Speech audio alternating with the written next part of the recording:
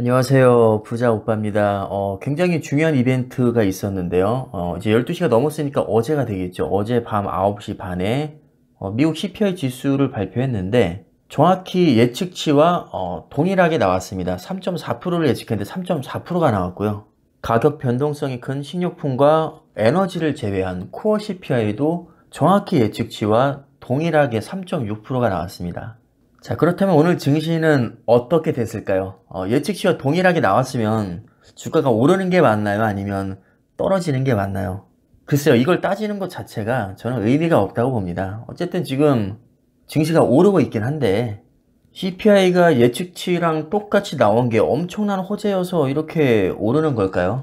그냥 갈 때 되니까 가는 거라고 생각하는 게 가장 속편하겠죠. 어차피 증시는 오르게 되어 있습니다.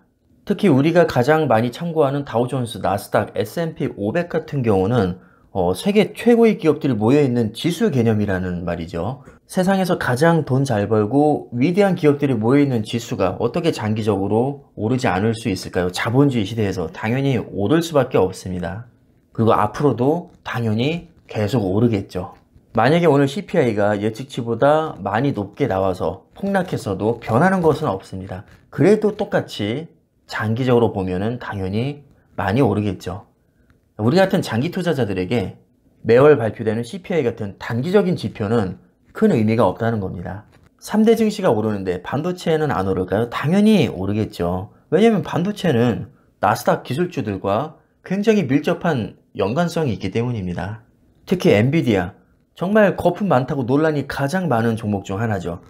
테슬라와 더불어서 인기도도 가장 높으면서 거품 논란이 끊이지 않는 종목입니다.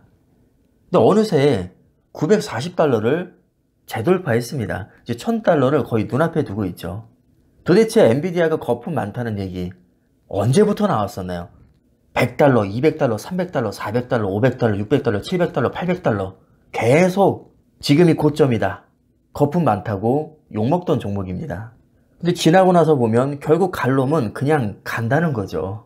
예전에 많이 말씀드렸던 마젤란 펀드 얘기를 한 번 더 해드리면서 오늘 영상은 짧게 마무리하도록 하겠습니다. 자, 마젤란 펀드 굉장히 전설적인 펀드인데 13년 동안 누적 수익률이 2700%가 나왔던 펀드죠. 근데 놀랍게도 투자자의 절반이 손실을 봤습니다. 왜 손실을 봤을까요? 너무 뻔하지 않습니까? 펀드의 투자 성과가 날 때까지 충분히 기다리지 못했기 때문입니다. 한마디로 인내심이 너무 없었다는 거죠. 왜? 사람들은 손실 회피 편향이 있기 때문에 내가 이득을 보는 것보다 손실 보는 것에 대해서 훨씬 더 민감합니다. 그래서 일시적으로 손실이 나면 그걸 견디지 못하고 그냥 던져버린다는 거죠. 더 큰 손실을 피하기 위해서. 손해가 더 크게 날까봐 너무나도 두렵고 불안하기 때문입니다. 투자를 함에 있어서 가격 변동성은 피할 수 없는 숙명과도 같은데 이렇게 당연한 것을 사람들은 견디지를 못한다는 거죠. 그래서 대부분의 사람들은 변동성을 견디지 못하고 결국 손실 상태에서 또는 아주 약간의 이득을 본 상태에서 대부분 주식을 매도합니다.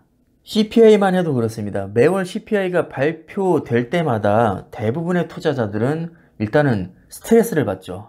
어떻게 나올까? 예상치보다 높게 나올까? 낮게 나올까? 만약에 높게 나오면 연준에서 또 뭐 금리 인하 안 하겠다고 매파적인 발언을 쏟아낼 텐데 그럼 증시는 하락하겠지? 지금 돌아가는 상황을 보니까 예측치보다 높게 나올 가능성이 높아 보이는데 자, 그러면 발표하기 전에 주식을 팔아야겠다.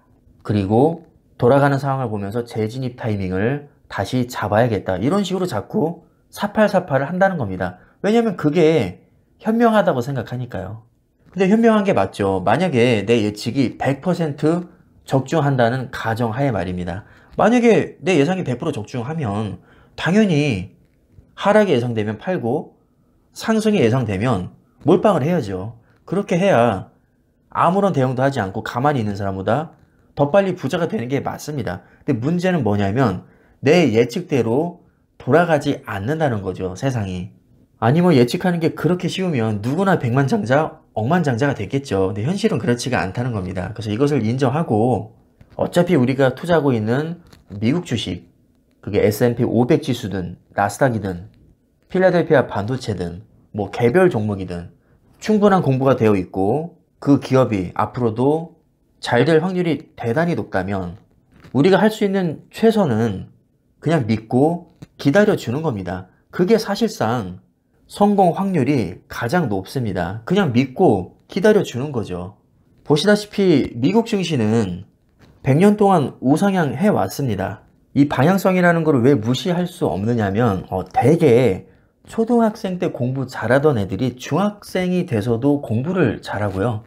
중학생 때 공부 잘하던 애들이 고등학교에 올라가서도 공부를 잘하고, 고등학교 때 공부를 잘하던 애들이 좋은 대학에 가서 거기서도 공부를 열심히 합니다. 그리고 좋은 학점으로 졸업을 해서 좋은 직장에 취업을 하죠.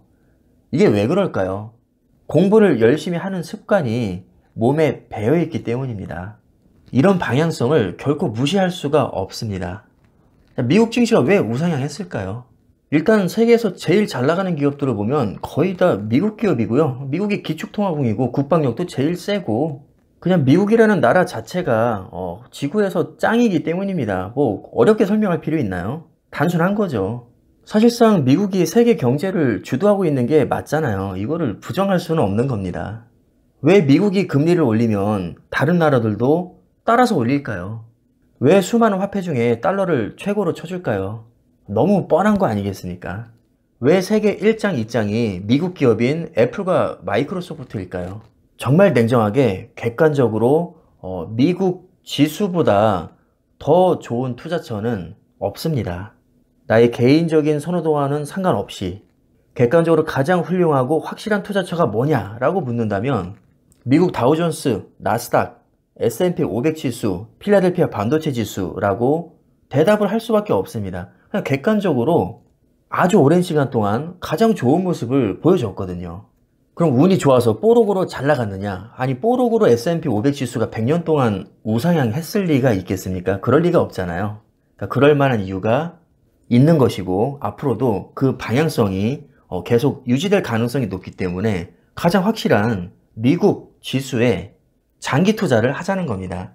내가 오랫동안 버티기만 하면 아주 높은 확률로 큰 수익을 낼 수 있는데 굳이 우리가 무모하게 단기적으로 사팔사팔할 이유가 없다는 겁니다. 아무리 생각해도 굳이 건드릴 필요가 없습니다. 건드릴수록 우리가 성공할 확률은 명백하게 낮아집니다. 이것은 정말 수많은 통계로 이미 나와 있는 사실입니다.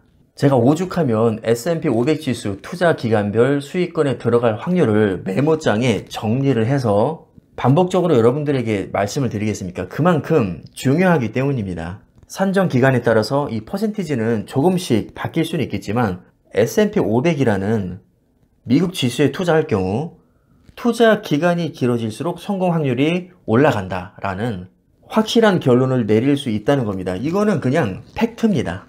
미국 주식으로 돈 벌려면 어떻게 해야 돼요? 그냥 S&P 500 또는 나스닥 또는 필라델피아 반도체 지수를 사서 최대한 오래 보유하면 되는 겁니다. 물론 제가 아무리 이렇게 말을 해도 대부분의 투자자들은 중간에 떨어져 나갈 것을 저는 너무나도 잘 알고 있습니다. 하지만 그럼에도 불구하고 우리 구독자님들만큼은 좋은 주식을 최대한 오래 보유해서 주식으로 대박 나시기를 바라겠습니다. 자, 그리고 마지막으로 우리 라니님께서 슈퍼땡스 10,000원 후원을 또 해주셨는데요. 너무나도 소중하고 큰 돈입니다. 감사하다는 말씀 드리면서 오늘 영상 마무리하도록 하겠습니다. 감사합니다.